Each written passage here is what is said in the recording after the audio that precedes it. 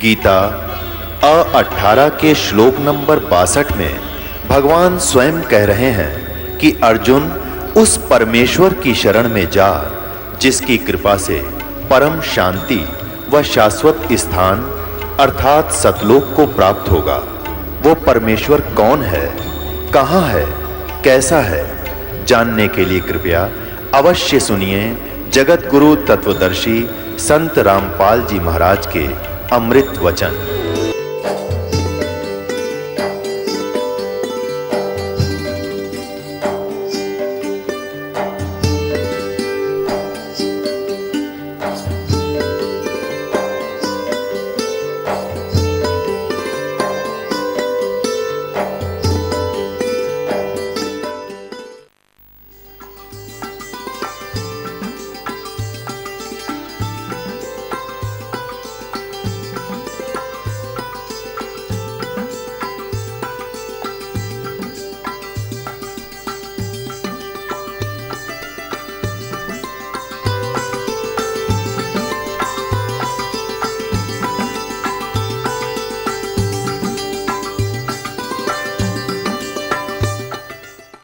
और ऐसी साधना की आज के ये उपासक जिसको जो शिव की महिमा गाँव 70 जन्म नहीं कर सकते, जो यहाँ से सिर चढ़ा देना प्रभु प्राप्ति के लिए, तो अंत में उनको क्या मिला बेचारे को? 10 के 10 सिर भगवान शिव ने वापस दे दिए और रिद्धि दे दी, सिद्धि दे दी और धन दे दिया। इतना तो ये कर सकते हैं।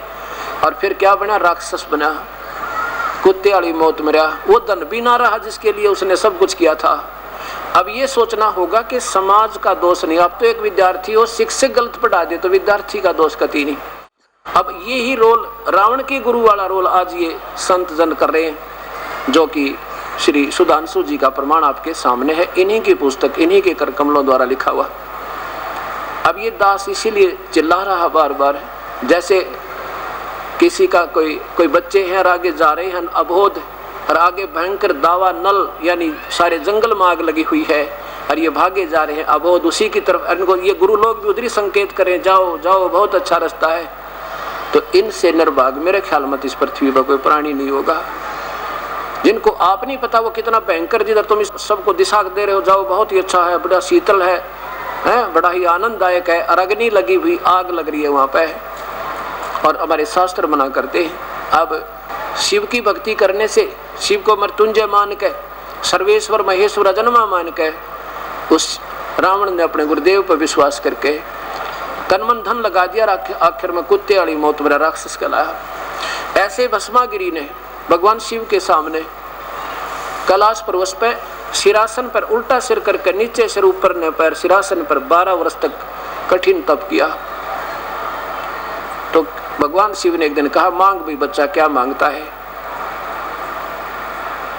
उसने कहा कि वचनबद्ध हो भगवान। शिव जी बोले, वचनबद्ध हुए भाई। क्या मांगा? कि आपका भस्म कड़ा दे दो।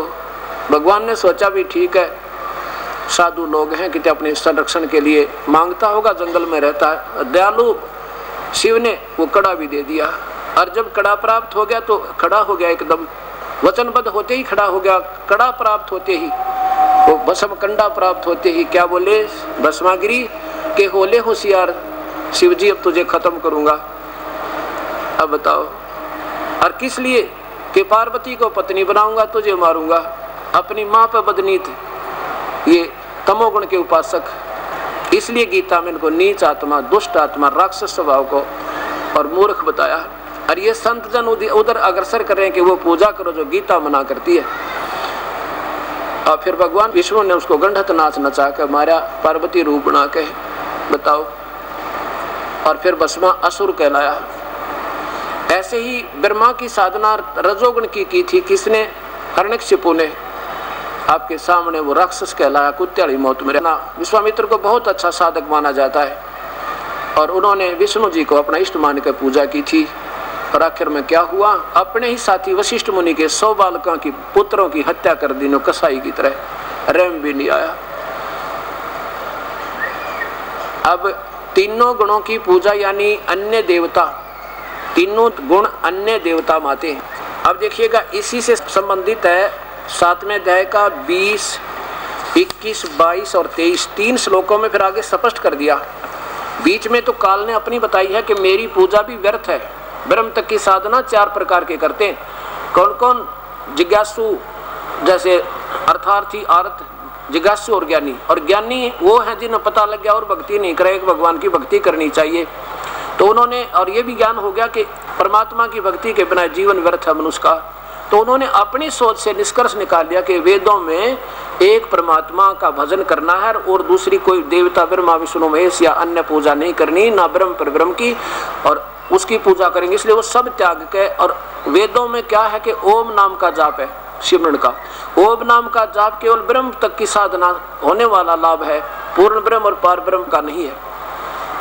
क्योंकि 10वीं के सिलेबस में, 10th के सिलेबस में MA का सिलेबस नहीं हो सकता। संकेत बहुत कुछ मिलते हैं आपस में, लेकिन वो सिलेबस नहीं हो सकता। ऐसे वो 5वां वेद है जो दास के पास है, उस परमात्मा कबीर साहब का बख्शा हुआ मेरे गुरुदेव के माध्यम से। अब वो 5वें वेद से ये सारी बात बने। तो अब इसमें क्या है कि उन्होंने क्या निष्कर्ष निकाला कि मैं भाई ओम नाम का जाप पूर्ण परमात्मा का होगा, उन्होंने ऐसा मान लिया। इस काल ने ऐसा उलझा रखा है इनको, ब्रह्म ने, ज्योति निरंजन ने। उन्होंने हजारों वर्षों साधना की, भक्ति तक परमात्मा मिला नहीं। क्योंकि 11वें अध्याय के 48वें श्लोक में लिखा है कि अर्जुन, ये मेरा वास्तविक रूप है ब्रह्म का, काल का। ये ना किसी यज्ञ से, ना तप से, ना जप से, ना दान से, ना किसी क्रिया से मैं कभी नहीं प्राप्त हो सकता। अर्थात मेरी प्राप्ति बिल्कुल नहीं, चाहे यत्न कर चाहे मत कर। ये देखो 11वें अध्याय का फिर बीच में देखिए, गीता जी का अध्याय नंबर 11 का श्लोक नंबर 48 देख लें शीघ्र, और बात में देखेंगे।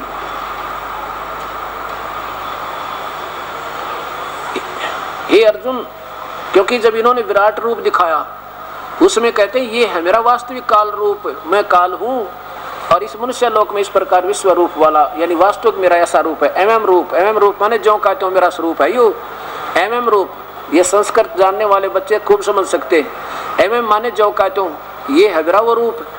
ये तो इस प्रकार विश्व रूपी ने बता दिया, मैं यूं ऐसा हूं, काल हूं।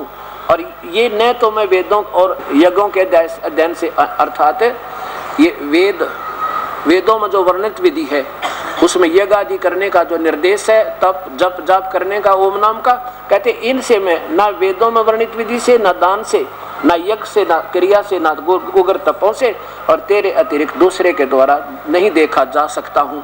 कभी भी नहीं देखा जा सकता, पहले भी नहीं और आगे भी नहीं। इति सिद्धम कि वेदों में वर्णित विधि से प्रभु प्राप्ति नहीं, क्योंकि ब्रह्म तक का सिलेबस है इसमें। और ये कहते हैं मुझे पा ही नहीं सकता कोई। तो अब क्या बताया है 20वें श्लोक में, 7वें अध्याय का यही 20वां श्लोक। फिर आइए जहाँ पर स्पष्ट किया कि अन्य देवताओं के, अन्य देवता में ये ब्रह्मा विष्णु महेश तो काल कहता अन्य देवता, और पूर्ण ब्रह्म की सतिथि में आएंगे तो फिर ये ब्रह्म और पर ब्रह्म और तीनों गुण ब्रह्मा विष्णु महेश भी आन देवता। ये देखिएगा अध्याय नंबर 7 का और श्लोक नंबर 20 देखो, ये 18 ये 20 देखो। अब 15वें श्लोक से आगे चलते हैं कि तीनों गुणों के द्वारा जिनका ज्ञान हरा जा चुका मूर्ख लोग, तीनों गुण अन्य देवता ब्रह्मा विष्णु महेश तक की पूजा करते में वो मूर्ख राक्षस लोग स्वभाव को धारण किए और मुझे नहीं बचते। और जो उनको बचते हैं उन भोगों की कामना द्वारा जिनका ज्ञान हरा जा चुका है, वे लोग अपने स्वभाव से प्रेरित होकर उस नियम को धारण करके अन्य देवता यानी ब्रह्मा विष्णु महेश अन्य देवता में आते हैं, उनको पूजते हैं। आगे देखो 21 में लिखा है कि जो जो सकाम भक्त जिस देवता के स्वरूप को श्रद्धा से पूजना चाहता है उस भक्त की श्रद्धा में उसी देवता के प्रति स्थिर करता हूँ। जैसे मुख्यमंत्री कहे कि ये नादान मेरी पूजा ना करके और नीचे के अधिकारियों की पूजा करते हैं, ना मानते तो कुआं में पड़ो, मैं भी कहूँ भाई करें जाओ उनकी पूजा, लेकिन वो पूर्ण लाभ नहीं दे सकते, ऐसा समझो। 22 में देखो वह व्यक्ति वह साधक उस श्रद्धा से युक्त होकर उस देवता का पूजन करता है और उस देवता से मेरे द्वारा ही विधान किए गए हुए उन इच्छित भोगों को निसंदेह प्राप्त करता है। मुख्यमंत्री कहता है कि मैंने नीचे के कर्मचारियों को अधिकारियों को कुछ अपने पावर दे रखी है, अब वो तुम्हें आंशिक लाभ देते हैं, अगर मेरे से मिल जाओ तो तुमने उनसे ज्यादा लाभ दूं। और फिर कहता है मेरी पूजा भी अच्छी नहीं है, वो तो प्रधानमंत्री ही पूर्ण लाभ दे, ऐसा समझो इस पूरी गीता को। अब यहाँ देखो, फिर 23 में मैं कमाल कर दिया, इन्होंने सारी स्पष्ट कर दिया कि वो मूर्ख, वो किसी देवता की पूजा करते हैं, मैं उनकी बुद्धि वही रखता हूँ, ना मानते तो कुआं में पड़ो। परंतु उन अल्प बुद्धि वालों का, मूर्खों का, वह फल नाशवान है ब्रह्मा विष्णु महेश तक की पूजा करने वालों का। और जो अन्य देवताओं को पूजते हैं वो देवताओं को प्राप्त होते हैं, उन्हीं तक के जाते हैं और वहाँ क्षणिक सुख पाकर फिर 84 में आते हैं। और मेरे भक्त मुझको ही प्राप्त होते हैं, मेरा भक्त मुझको जैसे चाहे जैसे बजे, ये इनकी अपनी सोच है, ये गलत। चाहे जैसे भरे बजे ऐसा नहीं, जो मेरी भक्ति करता बस, और वो भी शास्त्र अनुकूल, अलग तो करनी नहीं चाहिए, नहीं करनी होती, मुझे ही प्राप्त होती। अब देखो, अब हम चलते हैं 17वें अध्याय के 1 से लेकर 7 श्लोक आपके सामने स्पष्ट करते हैं। अच्छा, ये क्या हुआ, ये जो संत जन बता रहे हैं जो अपनी के ब्रह्मा विष्णु महेश की पूजा, ये क्या हुई, शास्त्र विरुद्ध हुई। और शास्त्र विरुद्ध होने से इससे क्या लाभ होगा, ये देखिए पवित्र गीता जी पहले 16वें अध्याय के 23-24 श्लोक देखो। ये देखो 7वें अध्याय का, 16वें अध्याय का, क्षमा करना, 16वें अध्याय का और 23 और 24। जो व्यक्ति, जो साधक शास्त्र विधि को त्याग कर, जो गीता में लिखा, ये शास्त्र है हमारा, चारों वेदों का सार है, जो गीता में आदेश है वो फाइनल है और किसी का आदेश हमने नहीं मानना। जो पुरुष शास्त्र विधि को त्याग कर अपनी इच्छा से मनमाना आचरण करता है, वह न तो सिद्धि को प्राप्त होता है, न परम गति को, और न सुख को ही। और इन्हीं 3 चीजों के लिए हम भक्ति करते हैं। फिर देख लो, जो साधक, जो पुरुष शास्त्र विधि को त्याग कर अपनी इच्छा से मनमाना आचरण करता है, वह न सिद्धि को प्राप्त होता है, न परम गति को, न सुख को, अर्थात यूजलेस, बिल्कुल लाभरहित। अब 24वां श्लोक देखो, अंतिम, यही 16वें अध्याय का। इससे तेरे लिए कर्तव्य और अकर्तव्य की व्यवस्था में, जो भक्ति के काम करने चाहिए, भक्ति के कर्म, और नहीं करने चाहिए, इसलिए शास्त्र ही प्रमाण है, ऐसा जानकर तू शास्त्र विधि से नियत कर्म ही करने योग्य है। अब 17वें का देखो, 1 से लेकर और 6 श्लोक आपके सामने, अध्याय नंबर 17, अथ सप्तदशो अध्याय। अर्जुन ने पूछा 1 नंबर श्लोक में, एक कृष्ण, जो मनुष्य शास्त्र विधि को त्याग कर श्रद्धा से युक्त हुए देवादि का पूजन करते हैं, उनकी स्थिति फिर कौन कौन सी, सात्विक अथवा राजसिक और तामसी। आगे देखो 2 में क्या बताया भगवान ने,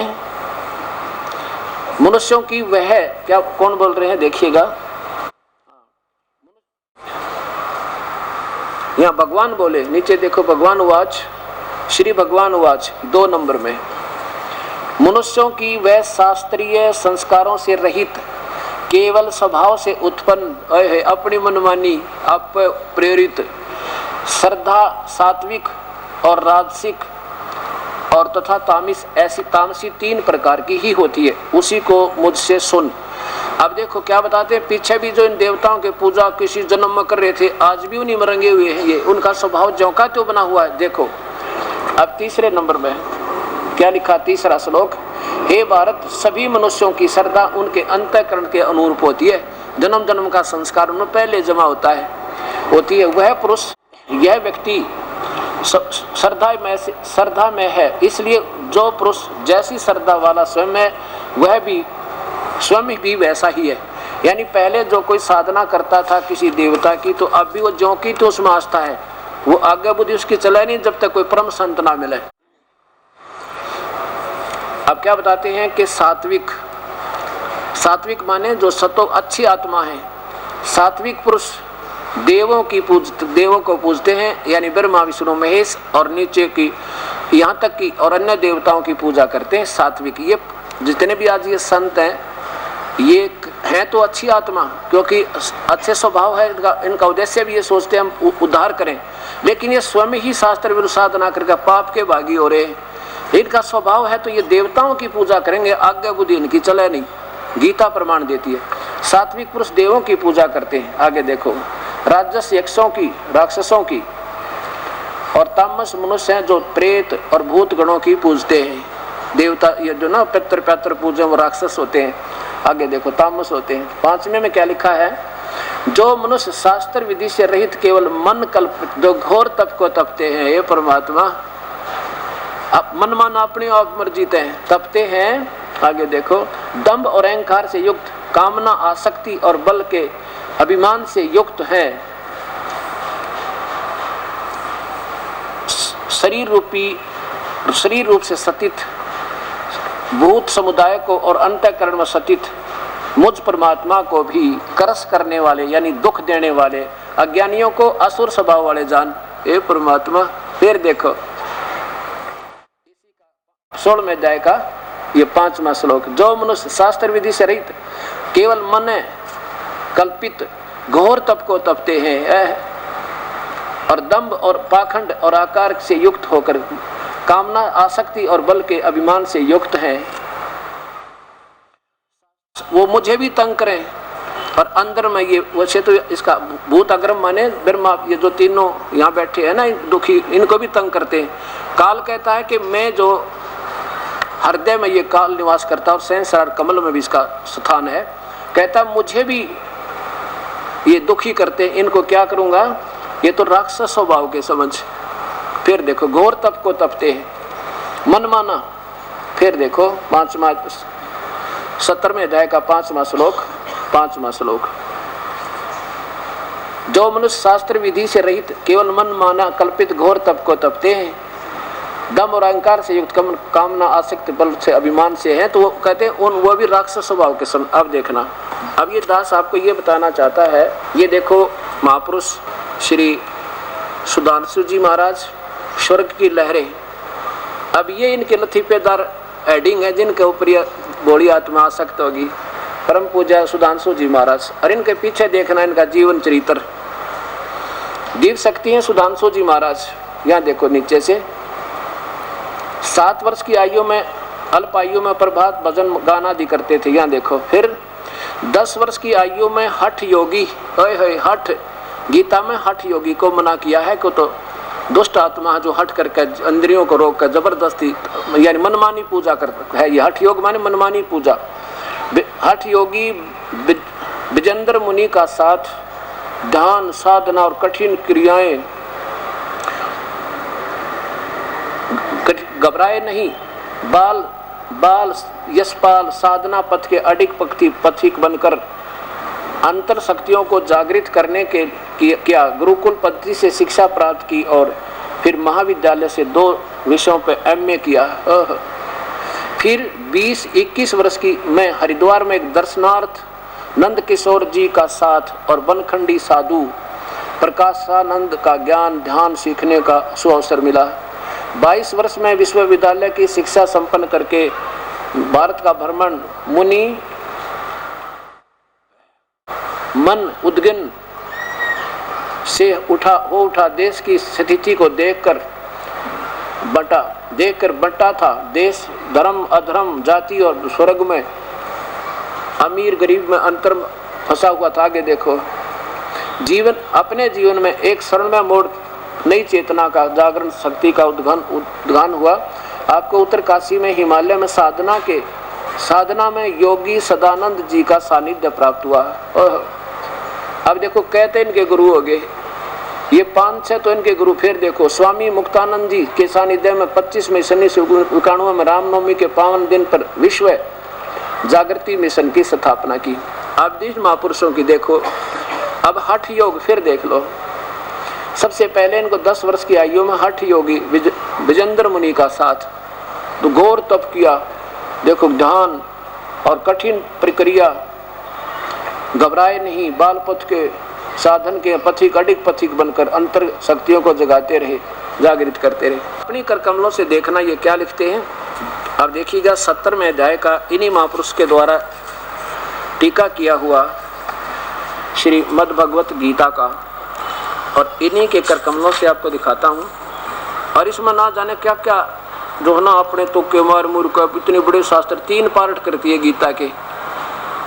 अब देखो आचार्य श्री सुधांशु जी, और ये 70वां सप्तदशो अध्याय है।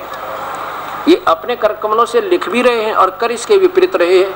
अब देखो नीचे यही हुआ कि अर्जुन बोले मनुष्यों की वह स्वभाव से उत्पन्न हुई श्रद्धा सात्विक, राजस और तामसी इन 3 प्रकार की ही होती है, उसको तुम मेरे से सुनो, भगवान ने कहा। पहले अर्जुन ने पूछा पहले में कि अर्जुन बोले, हे कृष्ण, जो मनुष्य शास्त्र विधि को त्याग कहे, ब्रह्मा विष्णु महेश अन्य देवताओं की पूजा, तीनों देवताओं की पूजा शास्त्र विधि है कि को रहित है, ऐसा श्रद्धा पूर्वक, बेशक कहते हैं अच्छी पूर्वक भी क्यों ना करते हैं, चाहे श्रद्धा से भी कर रहे हैं, तो उनकी कौन सी निष्ठा कौन सी होती है, सात्विक, राजस या तामसी? 3 में देखो।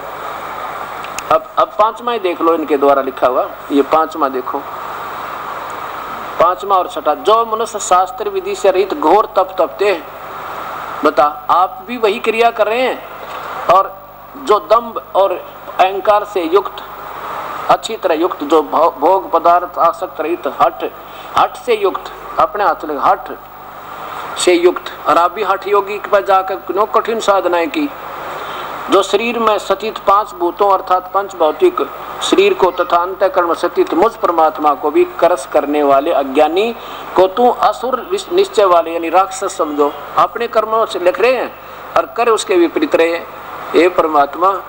अब देखो इसी का 17वें अध्याय का 19वां अध्याय नंबर 17 का श्लोक नंबर 19 इन्हीं के कर कमलों से। जो तप मूढ़ता पूर्वक हठ से अपने को पीड़ा देकर अथवा या दूसरों को कष्ट देने के लिए किया जाता है, वह तप तामस कहलाता है। और ये स्वयं तमोगुण के उपासक और हठ करके यानी शास्त्र साधना जो की जाती है जबरदस्ती, तो उसको समझो वो तो राक्षस स्वभाव के हैं। ये बताओ, इन महापुरुषों के बाद फैसला करना है परमात्मा की प्यारी आत्माओं, ये कहाँ ले जा रहे हैं आपको। और अब देखो, अब आदरणीय श्री आसाराम जी के बारे में भी 2 विचार सुनो, चंद वचन इस दास के। शास्त्र अनुकूल साधना क्या होती है? ऋषि प्रसाद अंक है ये मई 2002। यहाँ देखो साधना करते हुए महापुरुष के बारे में, नीचे देखना, देखो ये हठ योग है, और ये हठ योग कर रहे हैं लोग दिखावा, दंभ, दुनिया को आकर्षित करने के लिए, और गीता में मना, सारे इसके विरुद्ध। और ये संतजन ऐसे ही सब अपनी कथाएं बनाकर और ये जीवों को उलझाते हैं। अब देखना, और इधर देखो हनुमान जी की पूजा, यह कसर और रह रही थी, ये और बता दी। अब और दिखाता हूं आपको, गीता जी के 9वें अध्याय का 25वें श्लोक में लिखा है,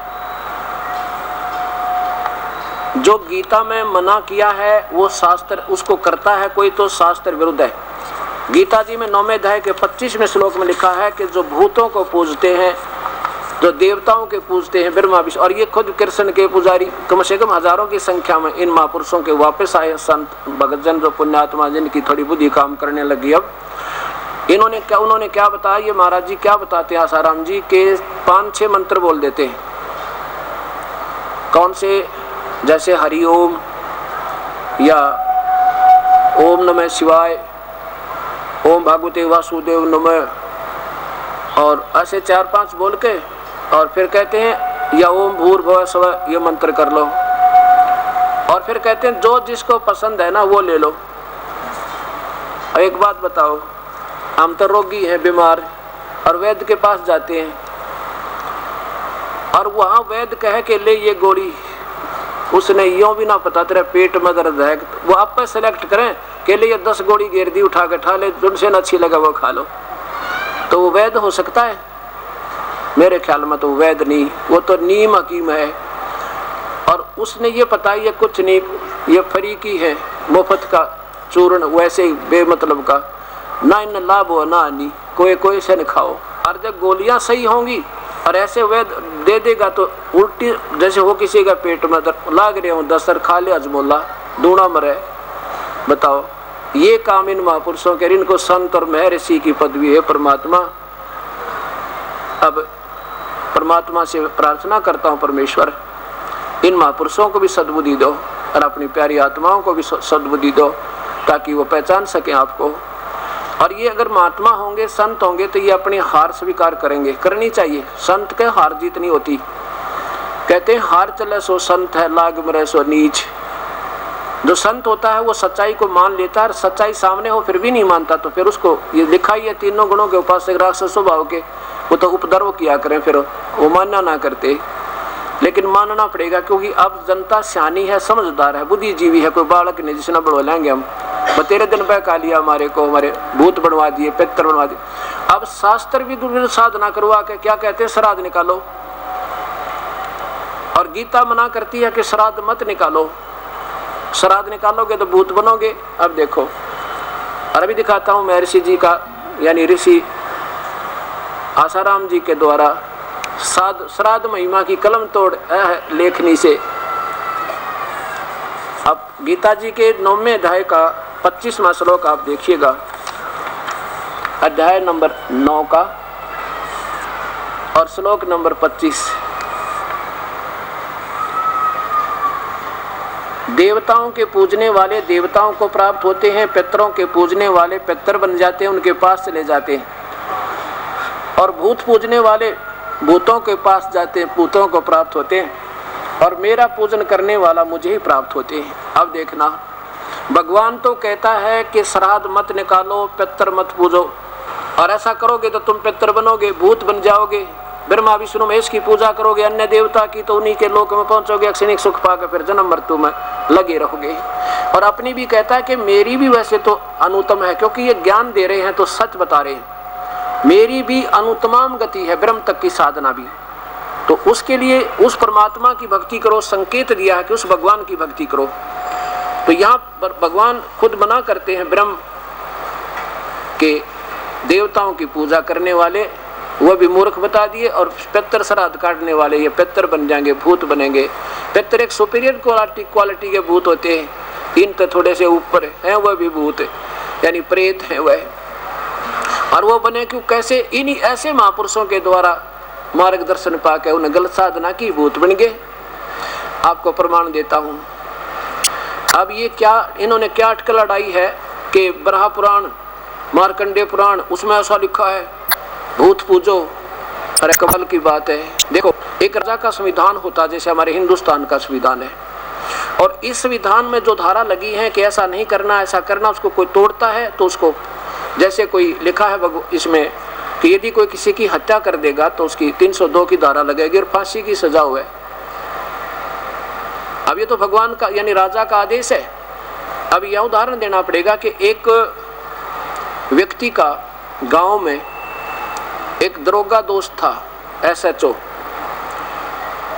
उसने जाकर SHO से प्रार्थना की कि दरोगा जी, एक मेरा पड़ोसी है, बहुत दुखी करे, शराब पी कर नंगा नाचे, कुआं गाली देवे, बोलने तो सर फोड़न न हो जा, अब क्या करूं, मेरे तक नाक में दम कर रखा है। दरोगा जी ने आदेश दे दिया कि मार लठ, उसका माप देख लूंगा। अब उसने जाते उसकी ऑर्डर मान के उस दरोगा का और उस अपने पड़ोसी का लठ दे मारा, लठ मारते मर गया, मृत्यु होगी। वही दरोगा उसको हथकड़ी लगा के लाया और कैद में डाल दिया, फांसी की सजा होगी उसे। SHO के आदेश मानते, उसके आदेश से संविधान का भंग हो गया। इसने तो कह दिया मार लठ, कह दिया, किसने आदेश किसका था, SHO का। और राजा का, प्रधानमंत्री का आदेश है कि जब किसी का मार देगा, जब वो मर गया 302 की सजा, फांसी होगी। तो उसने अपने जिसका वो पूज्य मान रहा था उसका आदेश मान के और वह गलती कर दी, संविधान तोड़ दिया। तो उस थानेदार ने कोई डाल नहीं अड़ाई, कोई बचाव नहीं कर सका, स्वयं पकड़ के लाना पड़ा, उसने अंदर ठोक दिया। इसी प्रकार हमने केवल चारों वेद, पवित्र चारों वेद और उनका सार पवित्र गीता जी, वही ब्रह्म द्वारा चारों वेद बोले गए, ब्रह्म द्वारा गीता बोलेगी श्री कृष्ण में प्रवेश करके। अब हमने गीता जी का संविधान मानना है, यानी वेदों का कि आदेश मानना, ये प्रभु का आदेश है, और ऋषियों का या किसी देव का वो अपना आदेश है। उसको, उससे अगर कानून भंग होता है तो वो हमने नहीं करना है, करेंगे तो उसकी सजा पाएंगे। और यही हो रहा है। एक रुचि नाम के ऋषि थे, रुचि नाम के,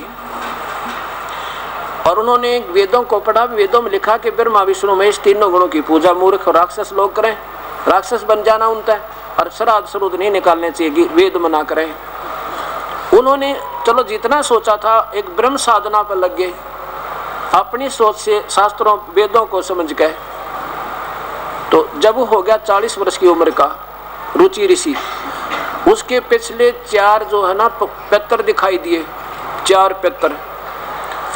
वो कहने लगे बेटा रुचि तूने विवाह क्यों नहीं किया? उसने शादी भी नहीं करवाई, और विवाह तो भाई करना चाहिए था तुझे बेटा। विवाह करके ना क्या करे कि देखो देवताओं की पूजा करे, श्राद्ध निकाले, पितरों की पूजा करने से, भूतों की पूजा करने से वो बड़े अच्छे पुण्य में लोगों में चला जाता है।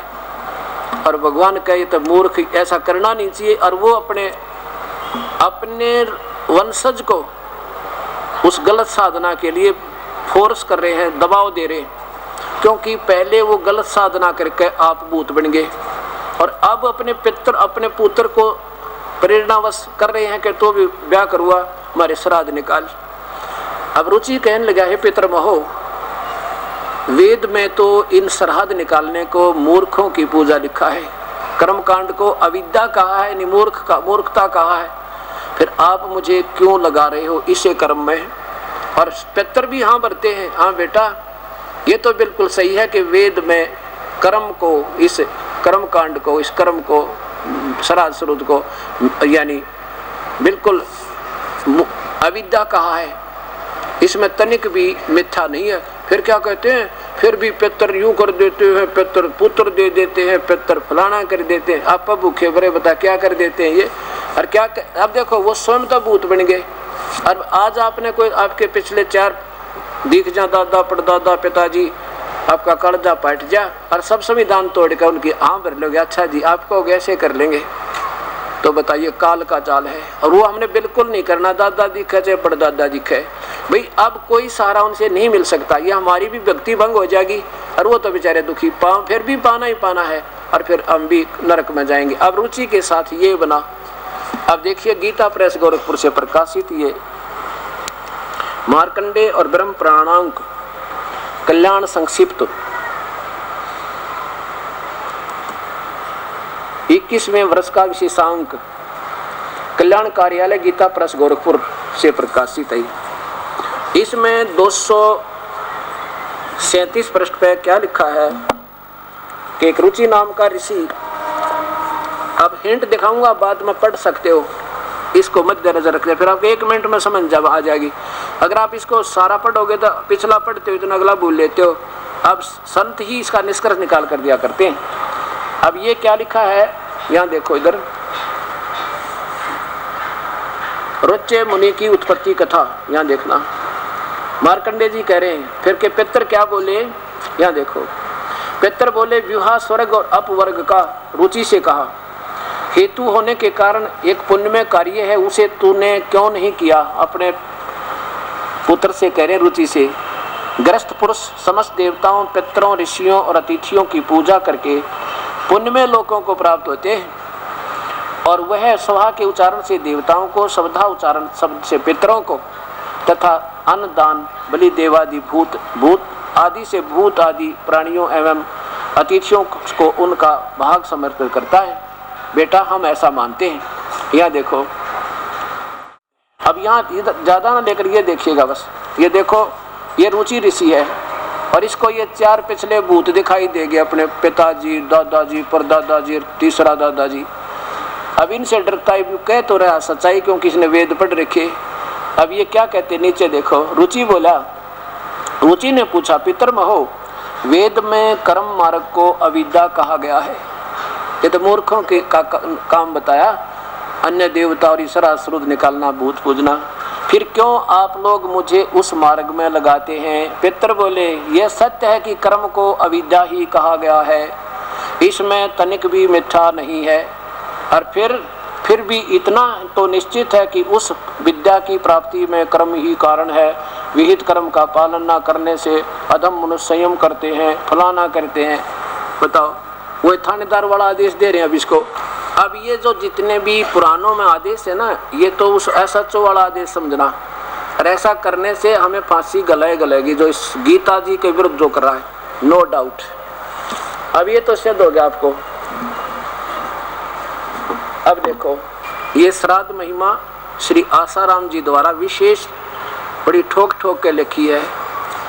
इन महापुरुषों ने तो ऐसा जाना है कि दुनिया राज्य होनी चाहिए, तुम्हारी जनसंख्या सामने ज्यादा हो, तुम्हारी प्रभुता बनी रहे, बोले आदमियों, आप भी 2 दिन के मेहमान फिर मरोगे किधर नरक में पड़ गए। बरहा वायु प्राण मनुस्मृति महाभारत पर आधारित एवं कुछ पूज्यपाद संत श्री आसाराम जी बापू के सत्संग वचन से। अब इन केवल इन पुराणों का आश्रय लिया मनुस्मृति, और ये गीता के विरुद्ध है, क्योंकि ऐसा SHO वाला आदेश है तो ये इनको डुबो का मानेगा। अब यहाँ देखो, कल्याणकारक सरहद, हे परमात्मा। लेकिन महापुरुषों की सोच कितनी, परम पूज्यपाद संत श्री आसाराम जी बापू इसी पुस्तक से बीच से आ रहे हैं, ये समझो। अब देखो इसमें 4 नंबर पृष्ठ पर देखना श्राद्ध महिमा, और यहाँ देखो इसके ये 3 नंबर है, ये चौथा देखो 4 नंबर। इससे पितृ एवं पितृलोक को मानकर उसका लाभ उठाना चाहिए तथा श्राद्ध करना चाहिए। भगवान श्री रामचंद्र जी ने श्राद्ध करते थे, वो कर दिया काम। अब भगवान श्री रामचंद्र जी तो 12 वर्ष युद्ध करया करते। अब जैसे पितर कह रहे थे मार्कंडेय पुराण में कि तू ब्याह करवा ले, और ब्याह कराए बिना उस स्त्री करेगी जो है ना, स्त्री तेरे पास नहीं होगी तो हमारे कुछ नहीं कर सकता। और भगवान श्री राम की पत्नी या माता सीता जी का अपहरण 2 वर्ष के बाद वनवास से हो गया था, और 12 वर्ष तक तो युद्ध किया था उसने। किस टाइम श्राद्ध निकाला है, मरने यानी फुर्सत श्वास लेने की भी नहीं रही भगवान ने, किस टाइम श्राद्ध निकाले उन्होंने। इन्होंने ये अटकल ला रखी। अब जैसे भगवान श्री कृष्ण का पूरा परिवार विनाश हो गया था, और श्री कृष्ण जी भी विनाश हो गए थे, उनको भी पैर में तीर लग कर उनकी मृत्यु हो गई थी भाई।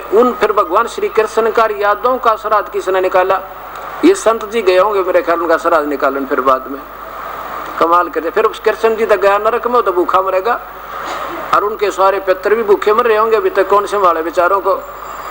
अब देखो, नाराज ना होना, दास की मजबूरी होगी है सच्चाई कहने की। रोता हुआ कह रहा हूं मैं इनके प्रति, ताकि इनकी आंख खुला कुछ सोचा अपने ऊपर, मजबूर हो ये समाज को सतमार्ग बताने का। ये स्वीकार सतमार्ग तो इनके पास हो ही नहीं सकता जब आप रिजेक्टेड है, तो गीता में जब शास्त्र के विरुद्ध कर रहे हैं। तो अब इनको ये कहना चाहिए भी ठीक है, हमारे से जो बनी सो बनी, क्योंकि ये भी प्यारी आत्मा थी। इनका जीवन चरित्र देखा मैंने मोटा मोटा सा, कि 5-6 वर्ष की उम्र से इसका काफ़ी 4-5 पढ़े थे, उसके बाद इनकी शिक्षा भी नहीं है, ऐसा लिखा है। उसके बाद ये फिर पता नहीं कहाँ गए बेचारे, भटकते भटकते एक फिर लीलासा नाम के संत मिल गए, उन्होंने जैसे इनको साधना दे दी उस पर लग गए, फिर हठ योग किया, कि तो गुफाओं में पहुँच गए, कहीं जंगलों में गए। अब ये थी तो प्यारी आत्मा रावण की तरह, अब उनको रास्ता ठीक ना मिला तो इनका भी दोष कती नहीं। अब ये इसलिए अब दोषी हो जाएंगे जो इस ज्ञान को सुनकर भी नहीं मानेंगे, फिर इनको दोष लगेगा। और अब जो अपने आप को दोष मुक्त करना चाहते हैं सभी संत, तो अपने कह दे भाई देखो हमारा उद्देश्य तो ठीक था पर हमने नहीं पता था, क्या करें हम। अब कोई किसी का ये भी बिल्कुल दोष नहीं अभी तक, अब ये हो सकते हैं अपने दोष मुक्त, और कहें उसके वे जाके इस दास के पास अपना कल्याण करवा लें। पूरे ब्रह्मांड को एक संत बहुत है जो सत उपदेश देने वाला। कबीर साहब कहते हैं, सिद्ध तारा पिंड आपना और साधु तारा खंड, सो तो सतगुरु जानिए जो तारे देव ब्रह्मांड। पूरे विश्व को एक ही संत होता बहुत नाम देने का, क्योंकि नाम देना अपनी, जब ये विश्वास हो जाएगा मार्ग सही है और दूसरा रास्ता नहीं है, तो कोई भी नियम भंग नहीं हो, कोई नियम भंग नहीं हो, एक नाम लेगा डट का भजन करे, इसी से बेड़ा पार हो जाएगा। तो अब इन महापुरुषों को चाहिए कि ये अपना सभी करती दें। अब ये आगे क्या बताते हैं इसी के 5 नंबर श्लोक में, 5 नंबर में यही वो ऋषि प्रसाद, ये वो ऋषि प्रसाद, इसके 5 नंबर पृष्ठ पे थोड़ा थोड़ा पढ़ाऊंगा, बाकी आप पढ़ सकते हैं, ये 20 पृष्ठ की सारी है। पुराण में आता है कि अश्वनी में कृष्ण पक्ष की अमावस के दिन सूर्य और चंद्रमा युक्ति होती है, सूर्य कन्या राशि में प्रवेश होता है। इस दिन हमारे पितर यमलोक से आए हैं, देखियो यमलोक से अपना निवास छोड़कर सूक्ष्म रूप से मृत्यु लोक में अपने वंशजों के निवास स्थानों पर रहते हैं। अतः उस दिन उनके लिए विभिन्न श्राद्ध करने से वे तृप्त होते हैं। यमलोक, ये देखो यमलोक, यमलोक कौन सा? नरक। यमलोक तो नरक है, जिसमें यम के दूत लठ मारे, उल्टे ठोक दे, उबार निकलता है। कहते वहां से छुट्टी लेकर आते हैं यमराज तय, नरक मत आते हैं। और फिर ये फिर पितर क्यों बने? ये सोचो ना, ये पितर क्यों बने जिनकी आज तुम इतनी चिंता उठा रहे हैं, ये संत जन आपको उन्हीं की तरफ कुएं में डाल रहे हैं, ये पितर बने क्यों? ये पितर न्यों बने, इस पवित्र शास्त्र का, ये भगवान के संविधान का अवहेलना करके उस SHO वाली बात मान ली। अब ये संत हो गए उस SHO के स्थान पे, इनको फांसी तो गलवाएंगे और इनको नरक में रहे हैं। विधान तोड़ दिया परमेश्वर का, जिसके कारण ये हमारे पूर्वज भूत बनाए और बने कुकर इन महापुरुषों ने बनवा दिए। इन्होंने बनवाए गलत मार्गदर्शन करके, और फिर उनके श्राद्ध खाए हैं, अपना पेट भरना है। पहले तो भूत बनवाए शास्त्र विरुद्ध साधना करवा के, और फिर इनके श्राद्ध खाए हैं और अपना पेट भरना कई वर्ष तक, 25 माह। देवताओं को पूजने वाले देवताओं को प्राप्त होते हैं, पितर पूजने वाले पितरों के पास जाते हैं, पितर बन जाएंगे, और भूत पूजने वाले भूत बनेंगे, और मेरा पूजन करने वाला मुझे ही प्राप्त होगा। अब ये संविधान तोड़वा दिया इन महापुरुषों ने। अब क्या बताते हैं? अब ये क्या खिचड़ी मिलाते हैं? कोई फर्क नहीं पड़ता, वो भी पूज ले ये भी पूज ले, वाह भी वाह। कबीर साहब कहते हैं 100 वर्ष तो सतगुरु पूजा, एक दिन आन उपासी, और वो अपराधी आत्मा फिर पड़े काल की फांसी। अब जैसे एक 10 किलो घी का हलवा बना दिया और उसमें उठा के थोड़ा सा गोबर घेर दिया, कोई बात हुई? इब निर्मल साधना करते करते, गीतानुसार साधना करते हुए भी अगर कोई और पूजा कर दी, देव की पितर पूज दिया, श्राद्ध पूज दिया, या किसी प्रकार की और जंतर मंत्र करवा दिया, तो हलवे में खीर में सब्जो बालू रेत घेर दिया तुमने, या हुक्का बीड़ी शराब तमाकू पी लिया था। अब भक्त आत्माओं, अब इनके ऊपर क्या टिप्पणी करें? अब देखो इनकी अंतिम उपलब्धि क्या बताते हैं। कहते हैं भगवान का क्या पाना, अर्जुन को युद्ध के मैदान में मिल गया। हाँ, क्या बात कही, अर्जुन को युद्ध के मैदान में मिल गया। क्या मिल गया फिर? कहते हैं भगवान, वैसे तो श्री कृष्ण तो भगवान, ये स्वयं भगवान श्री कृष्ण को भगवान माने और उसके परम पुजारी, और फिर कहते हैं वो युद्ध के मैदान में मिला, सही भगवान था। कौन? कहते उस ज्योत स्वरूप मिल गया, वो बस वो था जो के सामने खड़ा था, वो मिला था मुक्ति हो, इन्हीं की हिसाब है।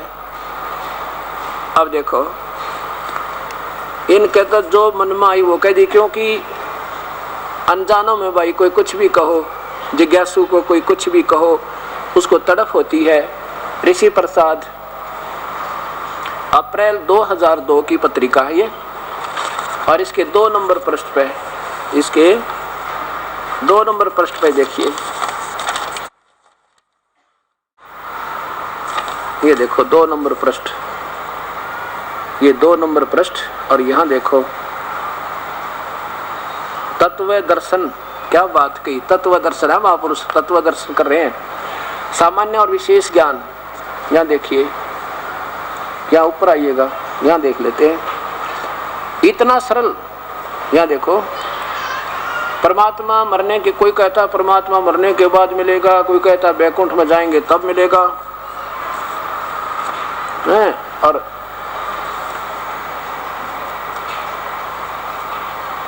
लगता है कोई परमात्मा मरने के बाद मिलेगा।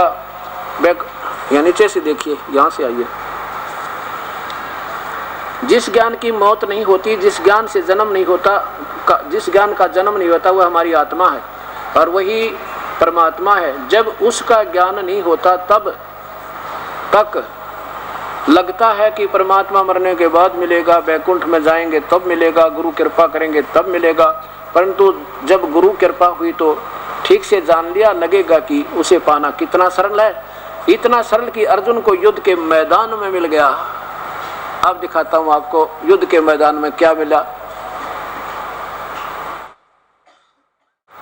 अब यहाँ भगवान ने शिव का रूप धारण कर रखा है महाराज जी ने। ये देखो शिवलिंग रखा है और शिव जी बन गए अपना। क्या बात कही।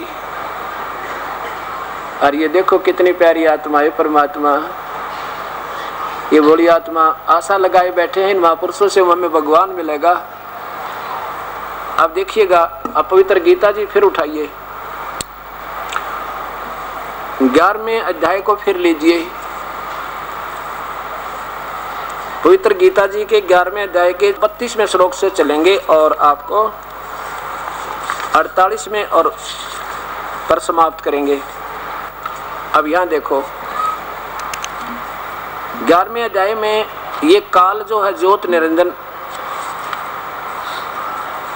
ये अपना वास्तविक स्वरूप दिखाता है और अर्जुन जब नहीं मानता दिखता, इसको डरा डरू के और युद्ध के लिए तैयार करना चाहता है। इसका उद्देश्य यही था काल का। नहीं तो अर्जुन तो बिल्कुल नहीं चाहता था युद्ध करना और श्री कृष्ण भी नहीं चाहते थे युद्ध कराना। उन्होंने कसम खा ली थी कि मैं हथियार नहीं उठाऊंगा। ये तो काल बीच में खूंटा ठोक गया। अब ये देखो, अब यहाँ से अध्याय नंबर 11 और श्लोक नंबर 32 देखो नीचे। ये काल कहता है, लोकों का नाश करने वाला बड़ा हुआ महाकाल हूँ। ये काल है माने काल हूँ। काल संस्कृत साफ दिखाई दे, काल है, काल हूँ। इस समय इन लोकों का नष्ट करने के लिए परिवर्तित हुआ हूँ। इसलिए जो प्रतिपक्ष की सेना में सतित योद्धा लोग हैं वो तेरे बिना, अर्थात तो युद्ध ना करेगा ना तो भी नहीं रहेंगे, उन्हें मार दूंगा मैं। वो तेरे बिना भी नहीं रहेंगे, अर्थात तेरे युद्ध ना करने से भी उन सब का विनाश हो जाएगा। अब श्री कृष्ण काल नहीं थे, ये तो काल ज्योत निरंजन 21 ब्रह्मांड का स्वामी ये काल है। आगे देखो, अब 46वें श्लोक में आओ।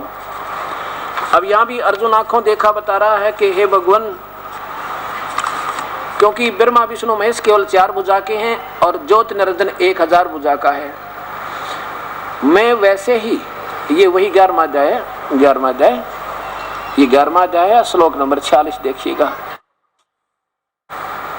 अर्जुन कहता मैं वैसे ही आपको मुकुट धारण किए हुए, क्योंकि ये श्री कृष्ण मान रहा है और ये बोल रहा है काल, श्री कृष्ण विष्णु के अवतार थे। मैं गदा चक्कर हाथ में लिए हुए देखना चाहता हूँ, इसलिए हे विश्वरूप, हे सहस्राबाहु, आप उसी चतुर्भुज रूप से प्रकट होइए। आगे देखो 47 में सहस्राबाहु दिखाना चाहता था मैं। सहस्राबाहु माने 1000 भुजा के भगवान, हे 1000 भुजा वाले भगवान। सहस्रा शीर्षा, 1000 सहस्रा पाद, सहस्रा अक्षर, सहस्रास्थ। तो ये काल है 1000 भुजा वाला। 1000 भुजा वाले भगवान अपने उसी चतुर्भुज रूप में आ जाइए, क्योंकि वो इस विष्णु अवतार मान रहे थे। श्री कृष्ण बोल रहा है नहीं, वो तो काल कला कर रहा था। आगे देखो 47 में क्या कहता है ये काल, है अर्जुन, अनुग्रह पूर्वक मैंने अपनी योग शक्ति के प्रभाव से यह मेरा परम तेजो में सबका आदि सीमा रहित विराट रूप तुझको दिखला दिया है, जिसे तेरे अतिरिक्त दूसरे किसी ने पहले नहीं देखा था। अब देख लीजिए, ये मैंने तो ना अपनी कृपा से दिखाया है, पहले किसी ने नहीं देखा आज तक। और जो कौरवों की सभा में विराट रूप दिखाया था वो श्री कृष्ण ने दिखाया था। नहीं तो यहाँ अगर श्री कृष्ण बोल रहे होते तो ये नहीं कहते कि मैंने पहले किसी ने नहीं देखा मेरा स्वरूप। कौरवों की सभा में श्री कृष्ण जी पहले दिखा चुके थे अपना स्वरूप, वो विराट, क्योंकि इन सब भगवानों का अंदर लिंग शरीर, एक तेजो में शरीर, सूक्ष्म शरीर है। और उनकी जो चांदने में, रोशनी में, प्रकाश में दिन रात का अंतर है। जैसे सूर्य का और एक हो चंद्रमा और एक हो सूर्य, ऐसे ब्रह्मा विष्णु महेश का तो समझो 100 वाट का बल्लभ, यानी वो विराट रूप इतना तेजो में, अंधेरे में बहुत चांदना कर दे। और इनकी माँ जो है वो 200 वाट का, समझो 8 भुजा वाली। और इनके पिता काल का समझो 1000 वाट का शरीर, तेजो में शरीर समझो इतना, मतलब फॉर एग्जाम्पल। और परब्रह्म समझो चंद्रमा और पूर्ण ब्रह्म समझो सूर्य। है सबके शरीर है और उनमें इतना ही तेज है। तो काल ने जो अपना स्वरूप दिखाया था, अपनी माया हटा दी जाती है, ऊपर एक शरीर मायावी बना लिया जाता है। जब हटाती वो लिंग शरीर जो का तो दिखाई देता तेजो में। तो यहाँ बता रहा है कि ये जो तूने मेरा देखा ना रूप, ये मैंने पहले कभी किसी को नहीं दिखा था, तेरे बिना पहले किसी ने नहीं देखा था। और जबकि श्री कृष्ण तो पहले कौरवों की सभा में दिखा चुके थे, जब दुर्योधन बकवाद कर रहा था दिखाया था उन्होंने। तो यहाँ श्री कृष्ण नहीं बोल रहे, यू काल बोल रहा है, ये याद रखना। अब 47 में कह दिया तेरे सिवा पहले किसी ने नहीं देखा, ये है मेरा वो वास्तविक रूप, एवं रूप। अब देखो इसी पवित्र गीता के 11वें अध्याय के 48वां श्लोक, 47 सुन लिया आपने। अब ये काल क्या कहता है, ज्योत निरंजन जो कहते हैं ना महर्षि जी, आसाराम जी के युद्ध के मैदान में मिल गया, वो आप उसकी व्याख्या बताई जा रही है आपको।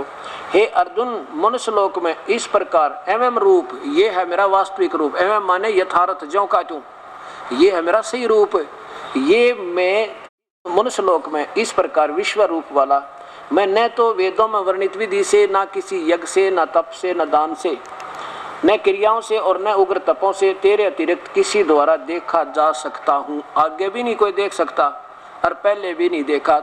ये आसाराम जी कैसे देख लेंगे, उसने भी हाय अरे ये दिखे बिना मुक्ति ना। अब ये थोड़ा सा ध्यान देकर सोचना होगा अपन को। विभिन्न महापुरुषों का दोष नहीं, इन ऐसे कहीं की ईंट कहीं का रोड़ा और बढ़िया लतीफेदार बात बना के और अपने पीछे लगा रही बोली आत्मा। अब जिज्ञासु का के दोष, वो तो आकर्षित तो हुए होगा। देख अब दीपक है ना, ये पतंग है, दीपक पर जाते हैं शांति पाने के लिए, पड़ते मर जाते हैं, वो बस की बात नहीं। उनको तलाश है उस वस्तु की जिस परमात्मा के शरीर को हम छोड़ आए, आंखों देखा करते उसके नूर को, उस परमात्मा कबीर साहब के नूर को देखा करते थे हम, उस प्रकाश में शरीर की, उस परमेश्वर की, वो तेजों में परमात्मा की, उस प्यारे स्वरूप की, उसके प्यारे स्वरूप की। जैसे कहते हैं ना इसका बड़ा सुंदर स्वरूप है और बड़ा अच्छा लगता, आकर्षित हो जाते हैं। ऐसे हम उस परमात्मा के उस रूप को ढूंढ रहे हैं जो बहुत तेजों में रूप है, ज्यों का त्यों शरीर मनुष्य जैसा, और उसको देख के बेचारे उसी की तरफ में वही समझ के, अब कहीं कोई पतंग दीपक पर गिर जाता है, कोई किसी पर गिर कर मर रहा है, अब उनका दोष कति नहीं। अब इसी प्रकार हमने प्रभु चाहिए, हम इन्हें संत मान के इनके पास जाएंगे हमारे बस की बात नहीं, पतंग की तरह जाएंगे और वहाँ पता चलेगा ये तो दीपक था, जाते काम बना दिया, खत्म कर दिया, बेचारा गया था समर्पण भाव से। अब ये स्थिति आज के वर्तमान संत करें हमारे साथ। अब देखो 48 में, अब ये क्या करेंगे कि भगवान ने आगे 52-53 में लिखा कि मैं ऐसे देखा जा सकता हूँ, नहीं वो भी अरदास बताओगा कैसे देखा जा सकता है। ये वास्तविक रूप तो मेरा ये है, एवं रूप सही मेरा ये रूप है, मैं नहीं पा सकता किसी को।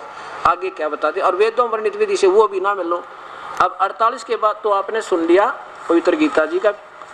अभी आगे जो ना, क्योंकि ये भ्रमित लोग आपको आखिरी सांस तक भ्रमित करने की चेष्टा करेंगे, पर बिन की पार ना बसावे, क्योंकि आप समझदार हो गए, शिक्षित हो गए, बहन बेटी भाई बुजुर्ग नौजवान बालक बेटे बेटी हमारे। अब देखो 11वें अध्याय का 48 आपने सुन लिया, फिर सुन लीजिए। हे अर्जुन, मनुष्य लोक में इस प्रकार विश्व रूप वाला न तो वेदों में वर्णित विधि से, वेदों में वर्णित, इसका सीधा अर्थ बना वेदों में वर्णित विधि है यज्ञ याग करणतः मैं नहीं मिलूं, और न ही दान से, न ही क्रियाओं से, और न उग्र तपों से तेरे अतिरिक्त दूसरे द्वारा देखा जा सकता हूँ। आगे भी नहीं देखा जा सकता और पहले किसी ने नहीं देखा, ये तो तेरे ऊपर अनुग्रह किया मैंने। यहाँ देखो 47 में फिर देखो,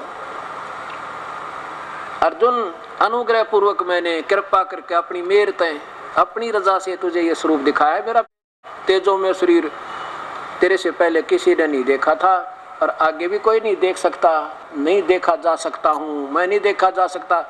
तो आसाराम ने कैसे देख लिया महाराज जी ने, यह समझ में ना आती मेरे। अब भगवान तो कैंसिल कर दिया, मैं नहीं देखा जा सकता। यहाँ देखो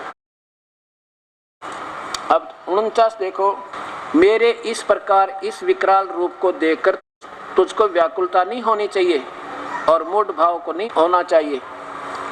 तो भयरहित प्रीति युक्त मन वाला होकर उसी मेरे है, आप कहने को फिर देख मेरा उस शंख चक्र गदा वाला 4 भुजा वाला रूप देख ले मेरा, डरे मत ना। उसी शंख चक्र गदा पद्म युक्त चतुर्भुज रूप को फिर देख। ऐसा दिखाया उसने, कौन सा रूप दिखाया? अब थोड़ा सा और दिखाता हूँ आपको। अब ये 50 में फिर क्या लिखा है, वासुदेव भगवान वासुदेव अर्जुनम। ये किसके वचन है? ये देखो, ये संजय बोल रहा है। अब ये संजय बोल रहा है अपने देख करके, वासुदेव भगवान, क्योंकि संजय रहते इसने वासुदेव कहेंगे। अब वासुदेव का तो मैं बताऊंगा ना कौन है वासुदेव। अब वासुदेव भगवान ने अर्जुन के प्रति इस प्रकार कहकर फिर वैसा ही अपने चतुर्भुज रूप को दिखलाया और फिर महात्मा श्री कृष्ण सौमूर्ति होकर इस वैभूत अर्जुन को धीरज दिया। अब सुनो, अब आगे जो 51 और 52 होगा ना, इसमें समझने से पहले आपने एक बार फिर ये देखना पड़ेगा। ये ब्रह्मांड का चित्र फिर देखिए। ये काल जो है चतुर्भुज रूप में यहाँ रहता है इस ब्रह्मांड में, और ये सतोगुण प्रधान क्षेत्र है। इसमें ये काल स्वयं महाविष्णु रूप में और दुर्गा को अपनी महालक्ष्मी रूप में रखता है और कहता है ये है वो मेरा चतुर्भुज रूप, देख ले मेरा, मैं वो चतुर्भुज रूप हो गया हूं। और फिर गुप्त होकर श्री कृष्ण में चला गया और कृष्ण दिखाई दे रहा अकेला। फिर बोलना शुरू करता है, क्या कहता है? अब ये कहता है ये है ना, ये देखा जा सकता हूं, मेरी कृपा तो कैसे है।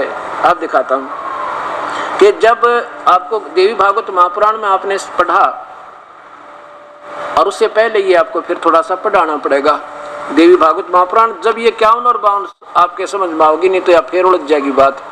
क्योंकि अब इतना निर्मल ज्ञान आ गया सामने और इसको जब तक हम ढंग से नहीं समझेंगे तो ये उलझेड़ा, फिर गेर कर मानेंगे आप में। पर ये दास की हर प्रयत्न रहेगा कि कहीं भी, अब ये तो एक अज्ञान और ज्ञान का आपस में कबड्डी का खेल हो रहा है। अब अज्ञान अपनी तरफ खींचेगा और ज्ञान अपनी तरफ, और जरा सी भी कमी आ गई ना कोई से में, वो तो फिर एक तो हारे जाएगा। तो दास का कोशिश रहेगी पूरे दाव छकाने का आपको कि ये कहाँ आपको उड़ जा सकते हैं और वहाँ ऐसे सावधान होकर फिर अपना ये गेम को जारी रखना है। अब यहाँ है ये देवी भागवत महापुराण में इसका पूरा विवरण होकर फिर ये 51 और 52 समझ में होगा, आपका ना कति ना आवे। ये क्या इस वर्णन एक बार देख लीजिए, फिर आगे दोबारा फिर दिखाना पड़ेगा। अब आपने 50 तक सुन लिया, ये पवित्र गीता जी और ये 11वां अध्याय, नीचे आओ 51 में। हे जनार्दन, आपके इस अति शांत मनुष्य रूप को देखकर मैं अब स्थिरचित हो गया हूँ, अपनी स्वाभाविक स्थिति को प्राप्त हो गया। अर्जुन कह रहा है, ये अर्जुन बोला कि भगवान ही बाप को कृष्ण रूप देख लिया ना मैंने, ऊपर देखो अर्जुन वाच कि जो आपका चतुर्भुज देख लिया और कृष्ण रूप में आप आ गए ना, ये चतुर्भुज जो रूप देख लिया मैंने, अब मेरी शांति होगी। तो वास्तव में काल को ना, क्योंकि आप विष्णु अवतार हो, श्री कृष्ण हो। अब 52 में देखो कि कह देख ले मेरा जो ये चतुर्भुज रूप तुमने देखा ना, ओए होए ये चतुर्भुज रूप भी, अब यहाँ देखो ये मेरा चतुर्भुज रूप तूने देखा ना, ये है मेरा चतुर्भुज रूप, ये तूने देखा ना, यो बिना देख सकता कोई, क्योंकि उसके उस लोक में कोई नहीं जा सकता ना वेद पढ़निया, वो महास्वर्ग तक जाएंगे और फिर 84 में धक्के खाएंगे। मेरा ये जो चतुर्भुज रूप देखा ना तूने, देखा है यह सुदूर से बड़ी मुश्किल, अर्थात इसके दर्शन बड़े सुदर्श बड़ी मुश्किल तो होने वाले हैं। देवता भी सदा इस रूप के दर्शन की आकांक्षा करते हैं। और देखो 53 में अनिता ब्रह्मा विष्णु में इसको सब ने देख रखा है, उसकी मूर्ति बना रखी देवता ने। ये काल वहां रहता है, कहते मुझे ना देख सकता वहां कोई भी। जिस प्रकार तुमने मुझको देखा है ना, इस प्रकार चतुर रूप वाला मैं महाविष्णु रूप में न तो वेदों से, न तप से, न दान से और न यज्ञ से देखा जा सकता हूँ। कहते मैं तो अपनी मौत तो दिखा दो किसी चाहूँ तो।